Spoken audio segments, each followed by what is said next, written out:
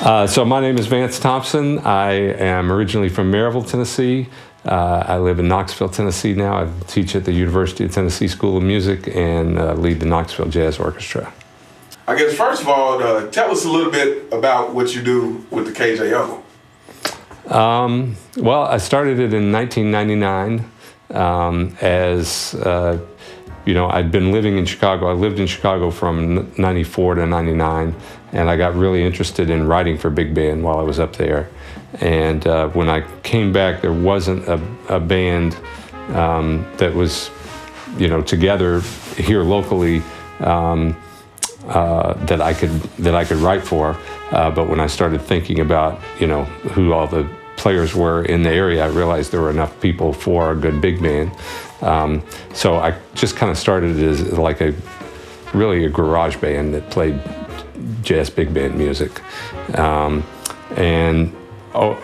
we started doing gigs, and one thing led to the next, and we started doing a concert series, and that was relatively successful. And so then we started doing other concert series that featured small bands, and now we do education programs in addition to those things, like the Knoxville Jazz Youth Orchestra, the Knoxville Jazz Middle School Band, the Knoxville Jazz Workshop. So I'm just kind of in charge of, I don't do all of that myself, but I kind of make sure that it can continue. So I'm kind of the manager of all of that.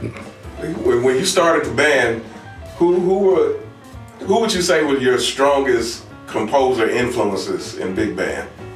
The biggest one initially was Bill Mobley. He did a record called Live at Smalls, and that really got me into the big band. After that, probably the second biggest immediate influence for wanting to have a band was the Thad Jones Mel Lewis band. But when I was in Chicago, there were a lot of guys that were writing for big band there, who, I really liked their writing. They seemed like they were all approachable guys. It just seemed like if they could do it, maybe I could do it. And so like Tom Matta, Paul McKee, Ron Perillo. There's another guy whose name is escaping me who wrote a really nice tune on, Mike Coker. So there were people like that. Then after I started the band, I got into it more. So Quincy Jones, Billy Byers, John Clayton, and then of course Duke and Basie, and the writers for the Basie band. So there were a lot of influences, but initially that record that Bill Mobley did was the thing that really kind of caught my attention. How would you say your writing has evolved since you started the band till now? Are there different influences now that you more draw from, or? Yeah, and I know more about what I'm doing now. I've been doing it now for 25 years, so I have 25 years of experience that I didn't have then.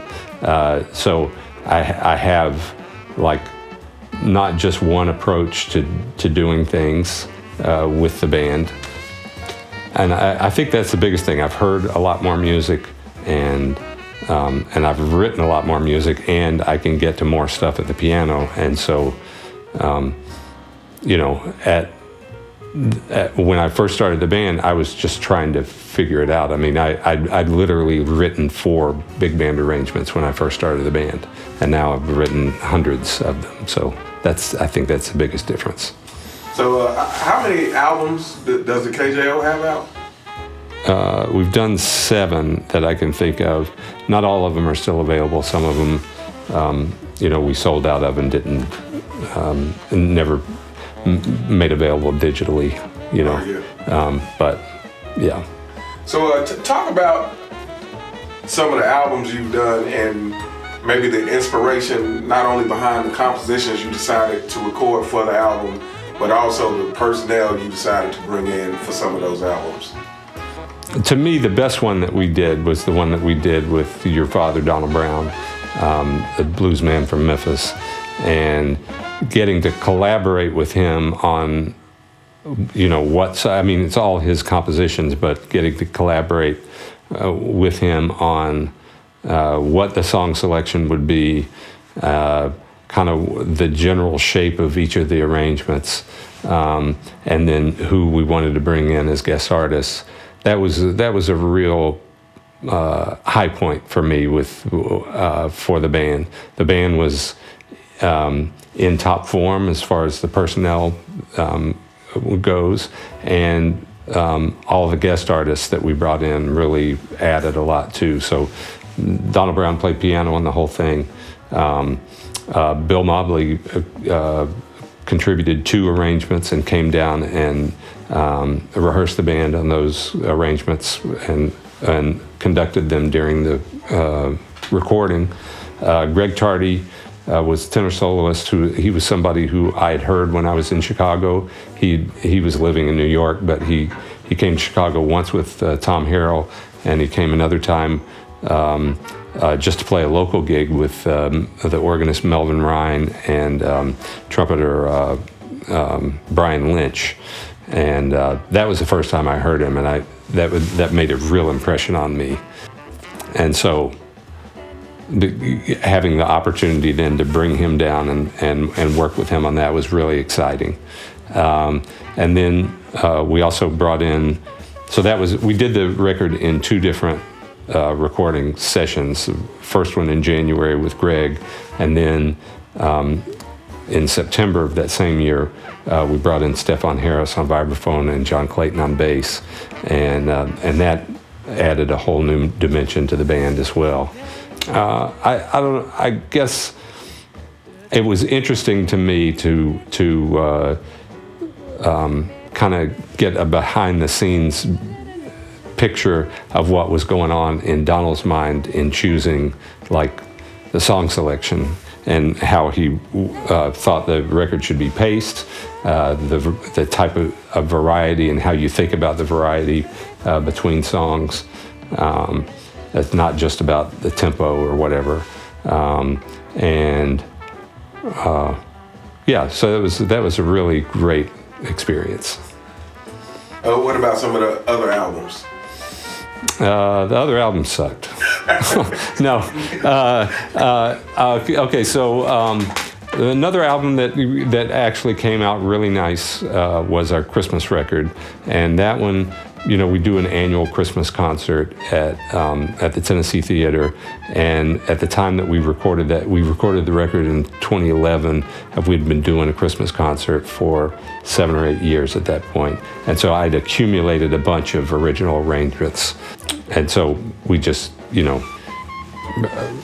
basically it was kind of a way of documenting those arrangements, and we did bring in a couple of guest artists. We brought in a friend of mine from Chicago who played the Hammond B3, Dan Trudell, and I had a couple of arrangements that were just kind of built around him when he had come in as a guest artist. And then we brought in, our lead alto player couldn't make one of the days of recording because he had a prior engagement, and so I knew I needed an alto player, and I thought, well, I'll get somebody who could play lead but could also serve as like a guest artist soloist. So we've got this guy from Baltimore, Tim Green, who's a fantastic player, and was able to feature him on some of it as well. And that one came out really nice too. It was a lot of fun to do. I mean, they've all been fun to do in their own way, but those are probably the best in terms of being a record that you can listen to from beginning to end and it makes sense. What are some highlights from KJO performances that stand out to you? Maybe as far as guest artists or just the music that you were playing in general at the time? Yeah. Well, there have been a bunch of them. I mean, going back, they've all been. I can't think of a guest that I thought, oh, I'm sorry that I brought that person in, or that person didn't really do what I thought they were going to do.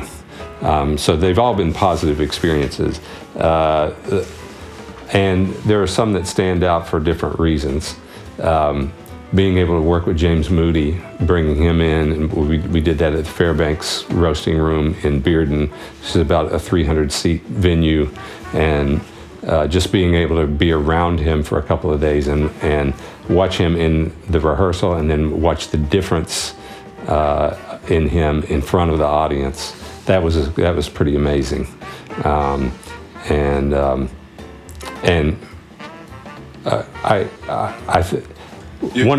sorry. You said the difference in him in front of the audience. Yeah, he was like a totally different person, really? And a totally different player. I mean, in the rehearsal, he was just kind of. He wasn't going for it in the rehearsal. He was just trying to figure out, okay, I'm supposed to play here, and then I stop here, you know. But when it came time to play, he played, you know. And then the other thing that I really got from him was he was like just extremely entertaining with the audience. Like just from the moment that he walked out on stage, everybody loved him. And he got away with saying stuff to the audience that I would have never dreamed of of saying, but that made an impression on me because it was just obvious that the crowd had such a good time, because not only because he played great, but because he knew how to entertain them and interact with them, keep them engaged the whole time. And so that. Looking back on it, that was very influential, you know. And I remember asking him the next day when I was driving in the airport, like where did where does that come from? I mean, you were hilarious last night. And he said, well, it's like Dizzy said, if you can't bowl them over with brilliance, baffle them with some bullshit.